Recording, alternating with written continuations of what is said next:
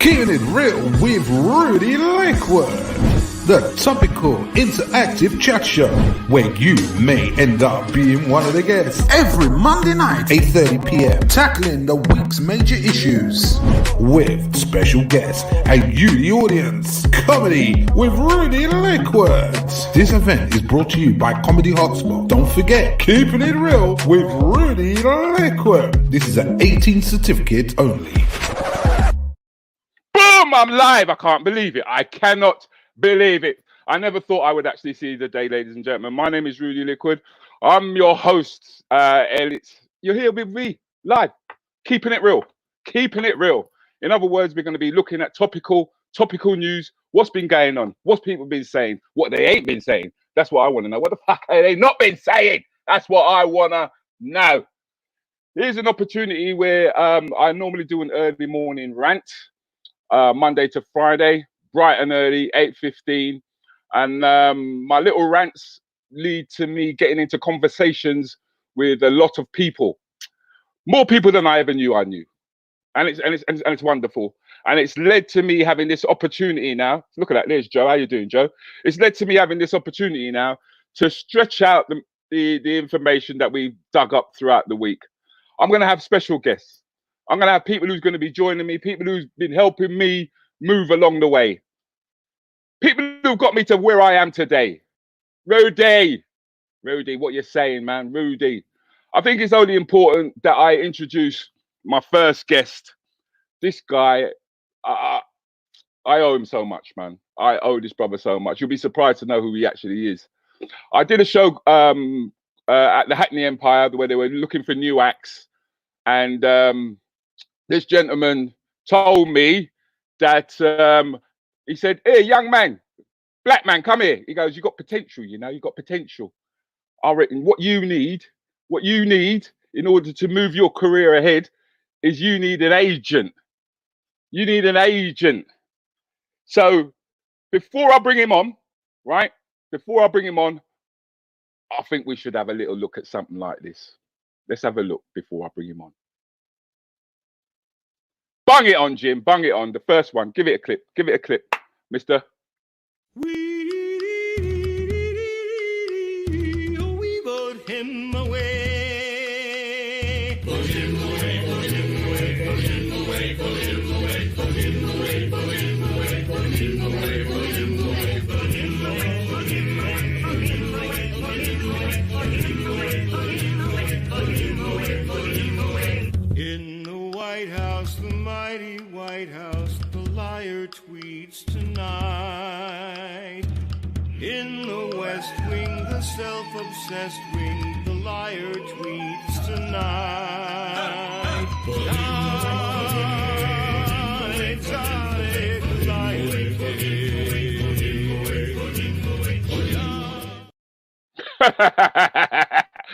In the jungle, the mighty jungle, the liar tweets tonight. But joining me tonight is a really, really good friend of mine. Give him a nice round of applause. I know you're sitting at home. Give him a nice round of applause. Mr. John Mann. Hey. Yeah, see, I crave applause. You know, on Thursdays when people go out into the streets to applause, I'm out there just wishing it was a gig. Are you dying for a gig, John?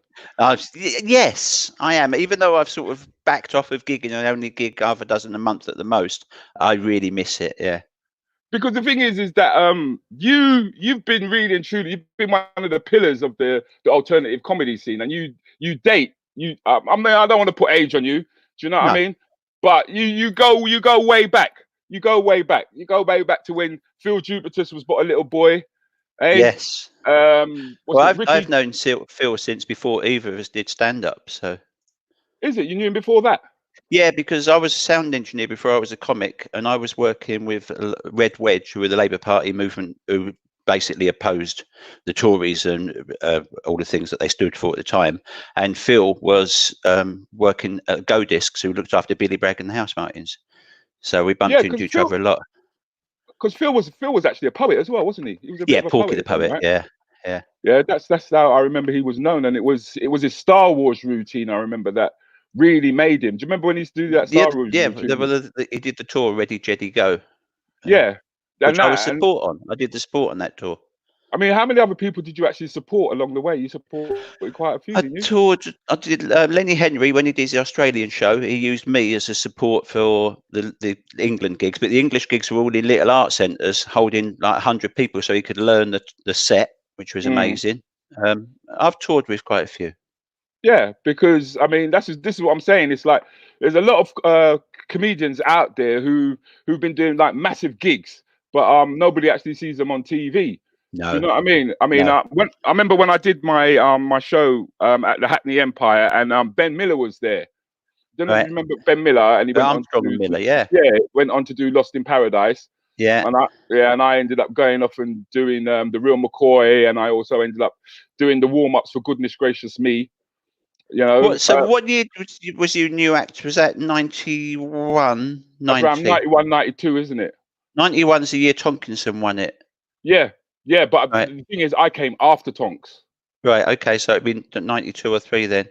Yeah, I came That'd after. be about right if I introduced you to Dudridge, because Dudridge was around in 93. So yeah, that's when you introduced me to Dudridge. And that's when you look like this. Let's have a quick look at him. Let's have a quick look at the young lad.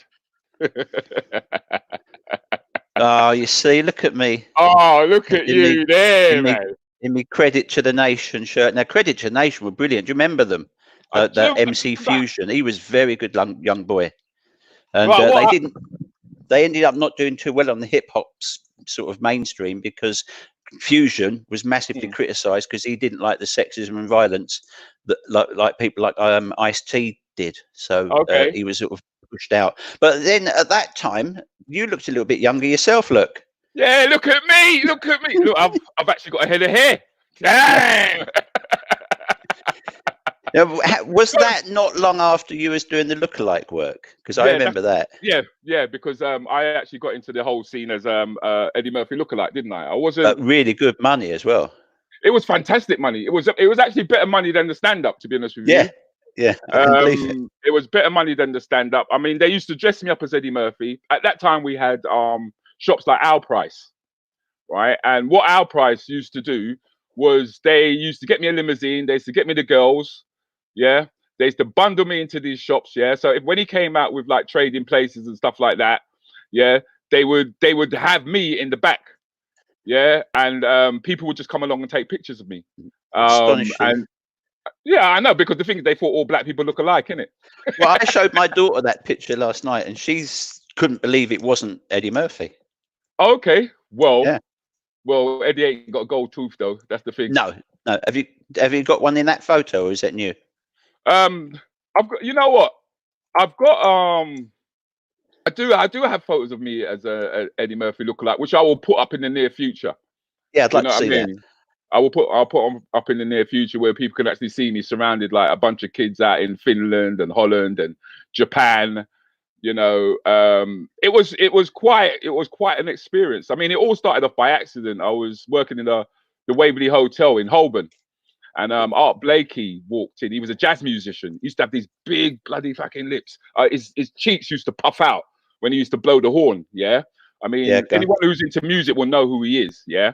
And he told me about Eddie Murphy, and I didn't know who Eddie Murphy was because he was doing Saturday Night Live at the time, and he hadn't released Trading Places. But I went to my cousin's house that weekend, I remember, and the next door neighbors, they had a copy of Delirious, and it was on seeing Delirious for the first time ever. I laughed for a complete hour. So is this very late 80s?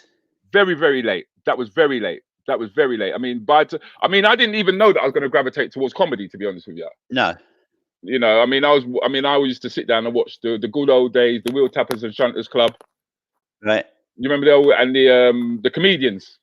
Yeah. Yeah. This is the days when we used to laugh at Bernard Manning, believe it or not. Yeah. You know, you know, and the only other black comic around that time was Charlie Williams. Yeah. Who actually just didn't. I mean, his material was.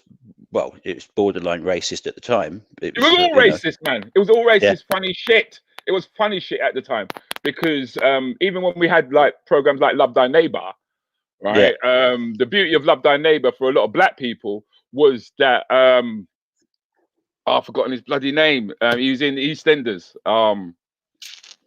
The Taverniers. Oh my God, everyone's gonna cuss me, man.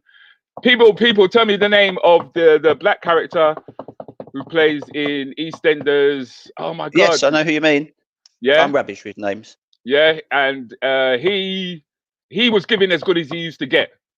Do you know what I mean? So it's like it was almost like it was banter in a way. And back in those days, we used to accept it as banter. Do you know what I mean? That's what half the problem was, though, people just accepting it as banter, because banter became the norm in the playground. And then, yeah, you know, and actually, when you're 10, banter's bullying. You know, when you're grown up, you can go banter and turn away from it. Yeah, but now it's cyberbullying, isn't it?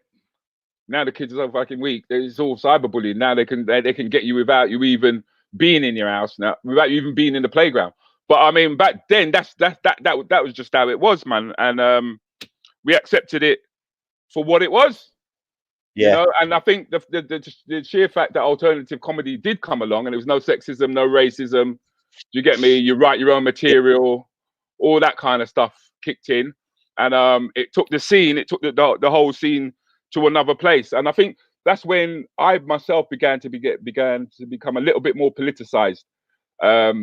In the content and the material that I wanted to present, because one of the first gigs that I did was down at your place in Harlow, if I'm right. Yes, yeah, the square. Now sadly bulldozed. That's gone, yeah. So, yeah, it got bulldozed. Well, it's been shut a few years, but it's bulldozed now. But they're still not building on the site. Okay, because who were the comedians who were passing through at that point in time? You pretty much name a comic, you know. I mean, you know, from the top. Yeah, obviously Eddie Izzard did it a lot. Bill Bailey did it. Critic Jack D did it. Bob Mills did it. Every single week was just the top names. Joe Brand did it a lot. You can't name a big comic from the sort of 1990 to 1996 that didn't do the square. Just everybody did it. It was because it paid proper money. It was a proper room with a proper audience that faced the right way. It was just a great gig to do. And it was a Thursday. Yeah, that was the other thing, innit? It was a Thursday night. Thursday night because I remember having to drive down there. Do you know? Heading down, was it the M11? I used to have to head down. And the M11, yeah, to get to you. And I think you kind of like showed me that you didn't feel like a gatekeeper to me. You didn't feel like I don't know what it was that you kind of liked about what I was saying or whatever. Or I didn't feel like I was a token, basically. No, not at all. And I think the thing is with the square, particularly at the time, is the audience. I mean, you know, it was 115 audience every show, but at least 100 of them went to nearly every single week. So the audience just knew what to expect. The audience were warmed up within minutes of you going on. The audience were just up for it all the time. And the audience, they knew comedy. And I think audiences that know comedy understand comedy, and as an actor you end up enjoying it more. So all the acts relaxed into it within seconds of going on stage. And that's what I love. Perfect room. That's what I love, because I found that I was able to. I felt like I was the Black British comic. I actually I didn't feel a sense of like I had to be like an American comedian. I could talk about the things that was happening around us today. Do you know what I mean? Yeah. And that I found that people related, which was quite surprising. Because Felix, God rest his soul, it was one of his favourite rooms. He loved it. Yeah, I mean, the thing about Felix was everywhere I went, I saw his photograph. yeah. But I think I can go all the way to Perth. Yeah, I can go all the way into Wales. Yeah, I can go into Ireland, right? Because when we used to play Belfast, right, and Felix picture would be there. It was like everywhere I went.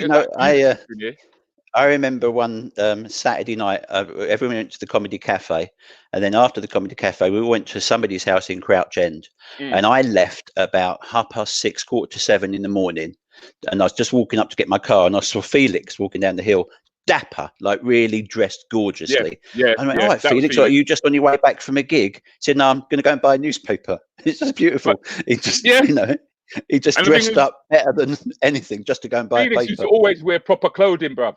Yeah. proper clothing. That was the other thing Yeah. that I liked about our circuit, was that you can come and dress as much as well as you want to, you know. But I wanted to talk about the your meme. You've got that meme out there that's hit. It's done something like 4.2 views, if I'm right. Yes, 4,500 views. Now, there's a little thing you can get that tells you how many people have seen it. And just over 1 million people have seen it, which is weird, really, because it's just something I knocked out in the morning. Just one morning, I was just sitting there bored, and it occurred to me that's quite funny. So I made it. And I mean, I've only ever made 5 memes in my life, and this was the second one I'd ever done. And and I think the thing is that people just got it straight away, because it's that Dad's Army, that pay attention, men. And the whole point of the government's argument at the time was that we'll send the little kids back. And then it was the age of the kids they were sending back. It's not even as if they were sending back older students and mature students. But I think kids that could understand it. What I like is that you've actually hit the temperature of the nation, of our nation. Do you know what I mean? People were outraged. Yeah. Properly outraged. And you could tell that by the number of councils that immediately said, no, our kids aren't going back.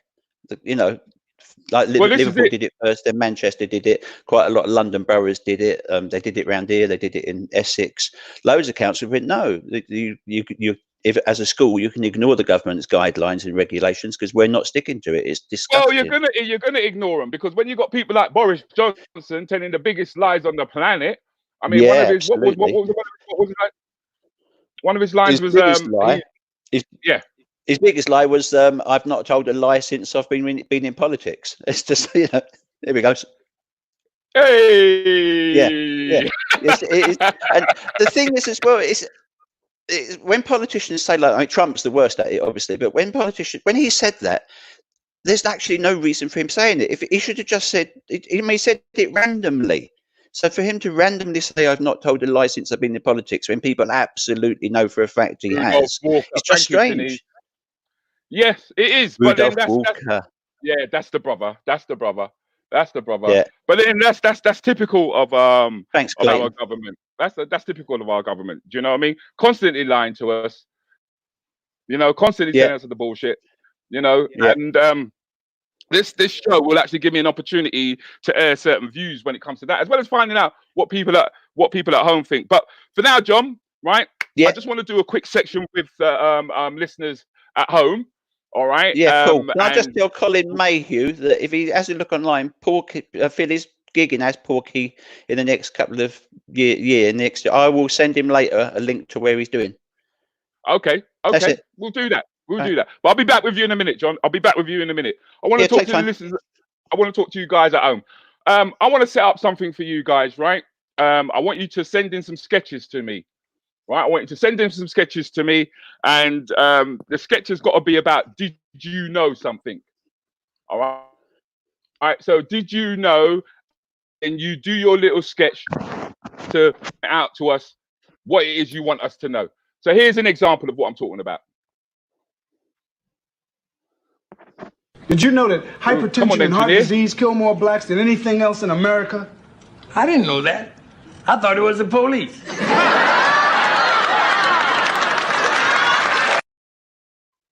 Hey! That's what I'm talking about. Yeah, because I'm not here, ladies and gentlemen. I'm not here to I guess to be a distraction to you. Yeah, I don't want the comedy to be a distraction. I want the comedy to actually be more in your face. I want us to really get into the subject matter of things and what's going on. And I've got another guest I'd like to join with us. This is a young lady that goes on Facebook Live. She goes on Facebook Lives and she speaks her mind. She's a black sister that all white women want to be like. Okay, she's thunder, she's lightning, she got a mouth like a... What's she got a mouth like? I would say Scotch bonnet pepper when she's ready. So please put your hands together and welcome Shazzy Berry Mary. How you doing, Shazzy? Good evening, guys. Good evening. How are you? How we're good. I'm fabulous. One day. You look fabulous. I'm not gonna lie. I like them earrings. But So Shazzy, I know you've been keeping up with what's been going on. What with the George Floyd incident that's taken place in America. But before we get to that, only yesterday, Edward Colson down. Oh. Yeah. And I think we've got a clip of that. I'm sure we've got a clip of that. It'd be nice if we could see that clip. And I'd like to hear your views on it. I'd like to hear your views on this. Okay. Come on, let's get that clip up. I love this clip.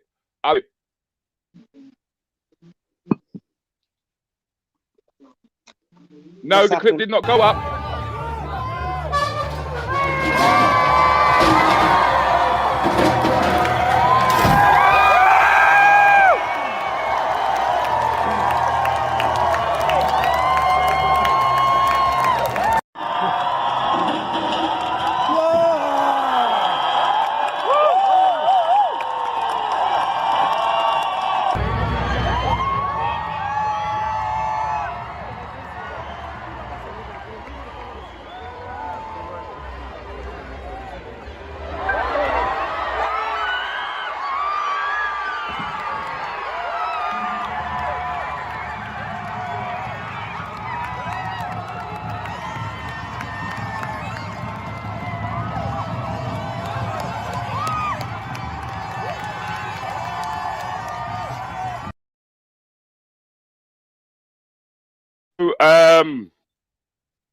Edward Colson was, in actual fact, he was a slave owner.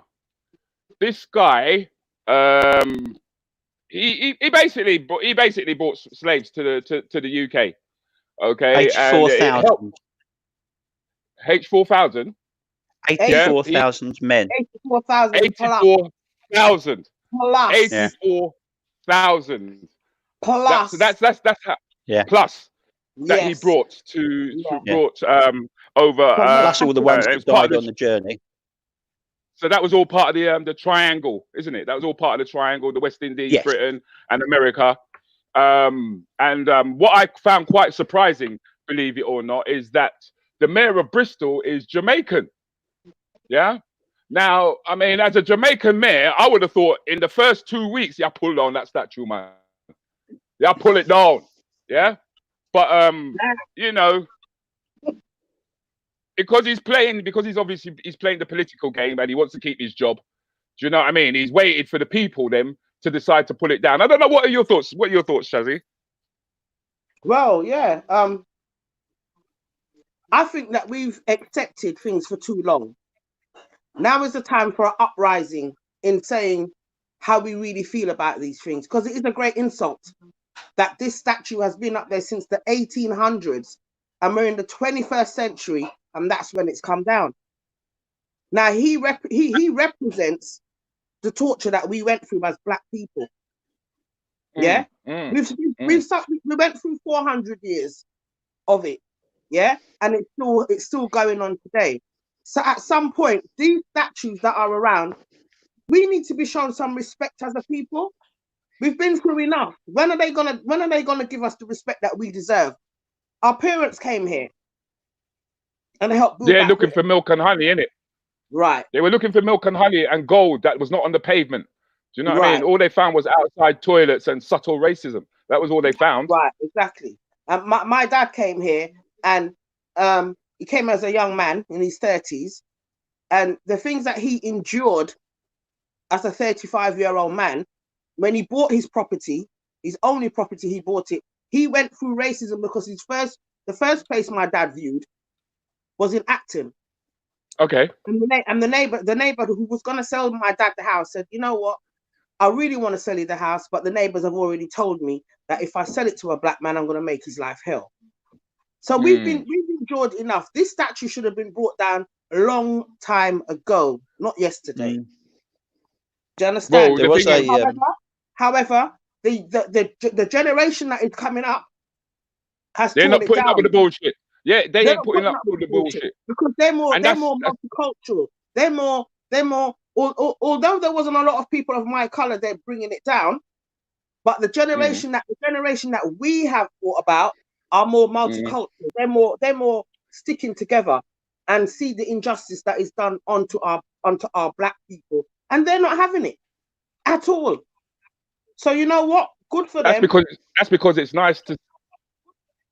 That's because it's nice to see that the responsibility is no longer just on black people to turn around and say, do you know we're being oppressed by this hidden hand that we can't see, which is institutional racism. Now we've got young white kids, we've got young black kids who are actually doing something about it. And to me, it was almost a slap in the face to all the London black youth, the ones who were causing all the problems yesterday in Trafalgar Square, that we had to step outside the M25, right, in order for the youth them outside the M25 to show us what riots are about and how you can create change, without having to go around kicking up the police, when these police officers in the UK, I'm gonna keep it real now. The police officers in the UK weren't causing the disturbance. You know, they were allowing the protests. They know the situation is a delicate situation, so they provoke them, and we know that the children. Our children don't put up with what we've put up with. They're very mouthy, and they will give you the chat. And they will give you the chat, and they will tell you, "Bring it, then bring it." That's our kids. Yeah, but I've found that the kids generally around the world have got a different approach to the whole. Who says that? Boris claims the UK is not racist. Come on, man. Yeah, if you think Boris Johnson, right, claims that the UK is not racist, let's look at this Tommy Robinson clip. We've got a tip here, clip by Tommy Robinson. Let's have a look at that clip. Let's have a look. Bring it up. Piers Morgan, any celebrity who has supported this bullshit, those 27 injured police officers, it's on your hands. This protest today, you know, Anthony Joshua, you got anything to say about this shit? Hey? You got anything to say about what they've done to Churchill's statue? Or you think he's a racist as well, do ya? Hey? What about Little Mix? You were there, weren't ya? Hey? Will you support the defacing of our Churchill statue, do ya? Every one of you fucking celebrities. All jumping on your little virtue signalling bandwagon. Bullshit! Bullshit! Lula! It's you lot, that's what it is! Yeah, he sounds like Mr. Manning. And the thing is, he's calling out Anthony Joshua, you know. The brother's calling out Anthony Joshua. You know what? I don't even reckon we would need Anthony Joshua to deal with the man. Just let Little Mix deal with him. Let Little Mix just deal with him. Then we'll stomp all over him with their heels, man. I would just let Little Mix just mad up the boy. Am I idiot? That boy's an idiot. I wouldn't let all of them. I'd just let Jessie do it on her own. Yeah. Because the thing is that I don't like the double standard thing. I really don't like the double standard thing. You understand what I'm saying? Because the reason why we had reason for taking down that statue. That's what a protest is about. That's what a protest is about. I mean, I remember when we went into Baghdad, right? We went into Baghdad and we took down Saddam Hussein's statue. Do you remember that? Yeah? And all the British people were like, yeah! You know, because they wanted to see the change, and then all the Iraqis came out with their sandals and they started slapping it on the head. Pat, pat, pat, pat, pat, pat, pat, pat, pat, pat, pat. You know, it was like one of the biggest insults you could have ever have done to the sandals thing, yeah. Was the sandals, isn't it? Sandals is massively insulting, yeah. That's worse than dropping a C-bomb on them. It's horrible. They hate the sand, you know. That's a proper insult. The Tommy Robinson. Jordan Clayton. So Tommy Robinson is deciding that he's gonna gather his people and he's gonna come down this weekend, I believe. So let's look out for him. Let's watch out for him. And the moment he comes, I just want everybody to turn on them because they always disrupt. No doubt that will happen. That will happen. The young people are not having that. Whereas like our parents and some of our age group would just stay back and we shall overcome. That ain't happening no more. That's why I'm saying that ain't happening no more. That is why I'm saying that Amazing Grace ain't happening. No, Amazing Grace. We ain't singing that no more. I can't sing that song, Amazing Grace. I can't sing it he was a slave owner as well. The brother who sang a Rose. He wrote it, he sang it, and the thing is that as black people, we go around singing that tune at funerals. I can't sing it, but my thing is that the youth them round the world are different. I'm noticed that they're around the world. I mean, it was President Trump who said when the looting starts, the shooting starts. Yeah, and here's a placard that I saw a youth carrying. Right, put up the placard for me, Jim. Please put it up. Right, this was the youth's response. We are not our ancestors. We will fuck you up. Yeah. Yeah. We will fuck you up. Yeah. We're not going to lay down. No, they ain't. And it's a totally different ball game nowadays, because it's not a case of us not walking around with a chip on our shoulder. People can actually see. Yeah, this guy was held down for 9 minutes. Yeah, they had their knee on his throat. Yeah, and all that Trump could say, as opposed to saying, right, we're gonna deal with this. Yeah, we're gonna charge this guy for murder. All right. Also, the officers that were involved. Now, what does he decide to do? What does he decide to do? He comes out with this inflammatory statement. In fact, there's a clip there's another clip I want to play. Here's a clip. I love this clip. I'm sure that it's been floating around at the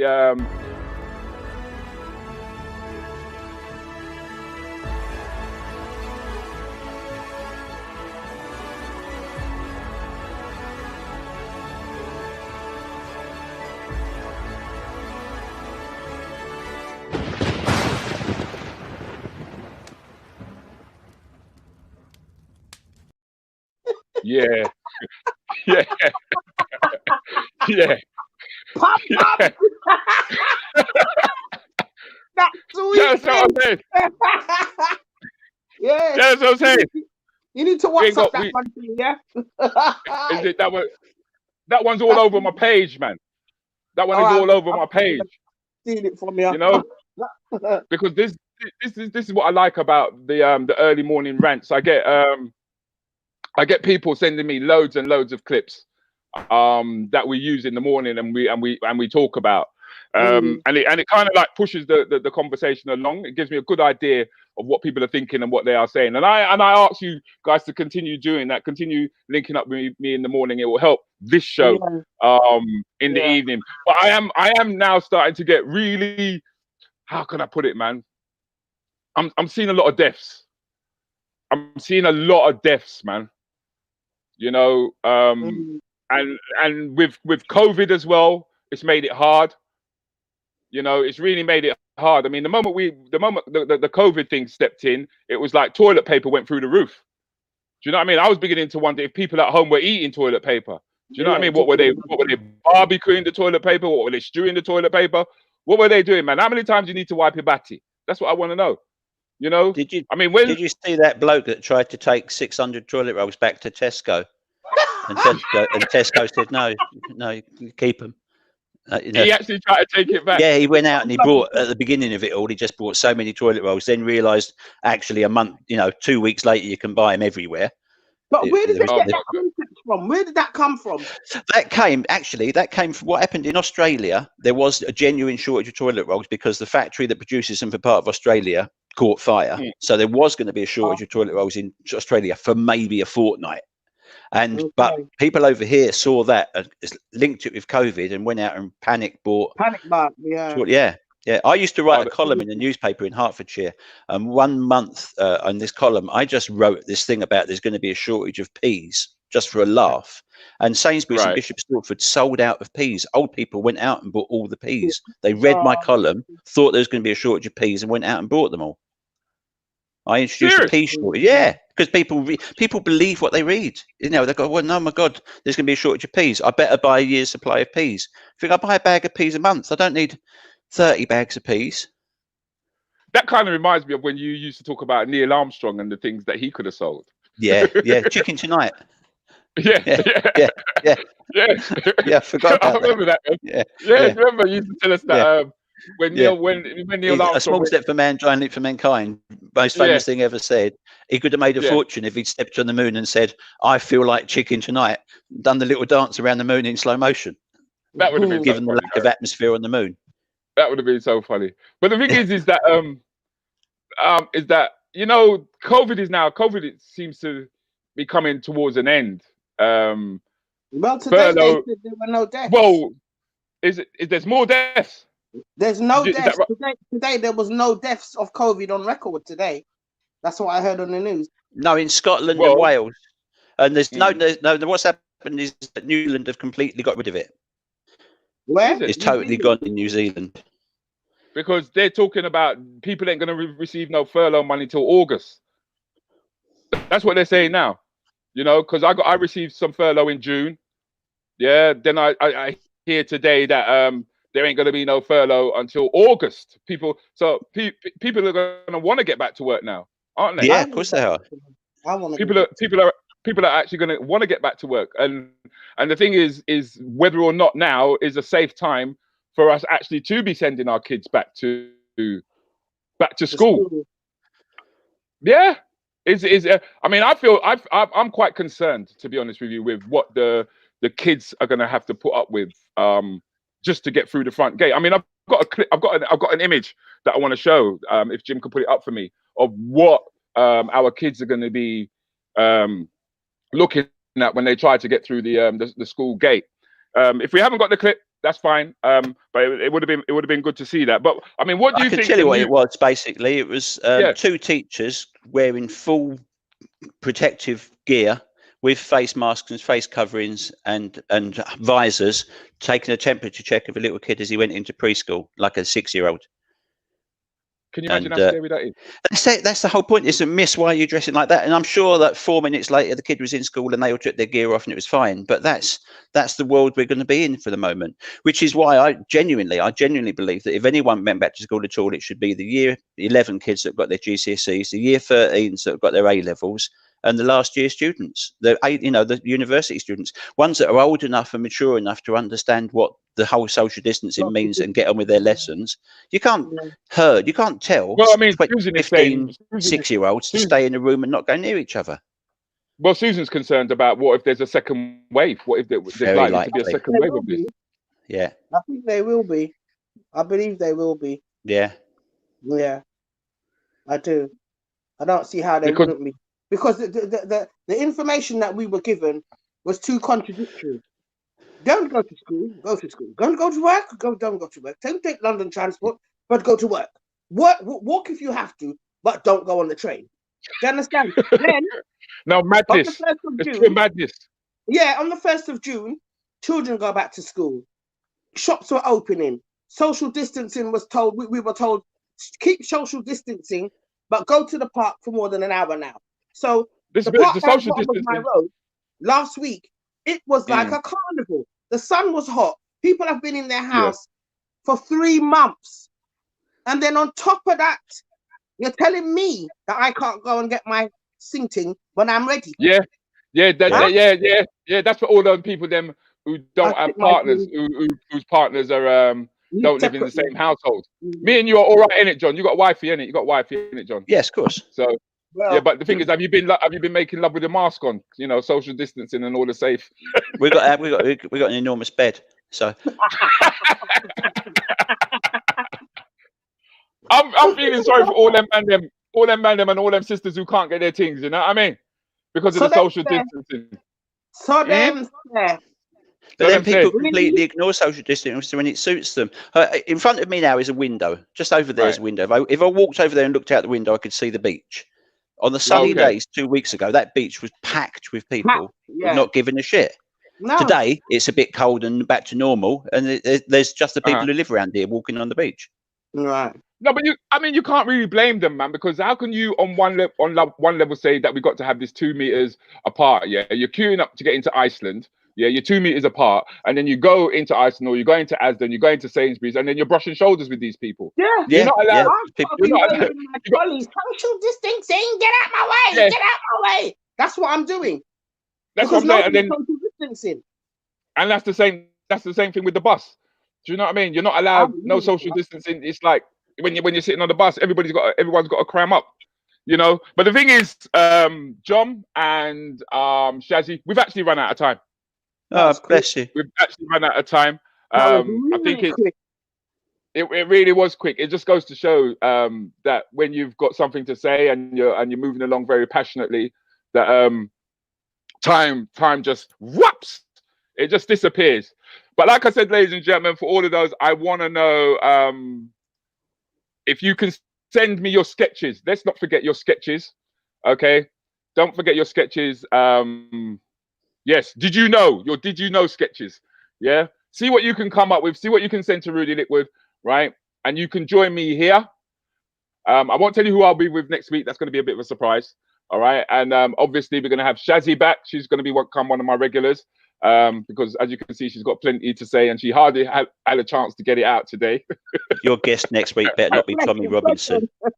I think we should get hold of Tommy Robinson, like how we'll be down here. Yeah, I'm also grab hold of him and shackle him and put him in the back of my shed. Put him in the back of my shed. Do you know what I mean? Put him next to. Put him. I'm gonna take him down to Brixton. No, bring him down here. No, I'll bring him to Peckham. I should bring him in Arlesden. That's what I'm saying. I should bring him in Arlesden. Take him to one stop. He's knocking there, right there. Just leave him at the lights.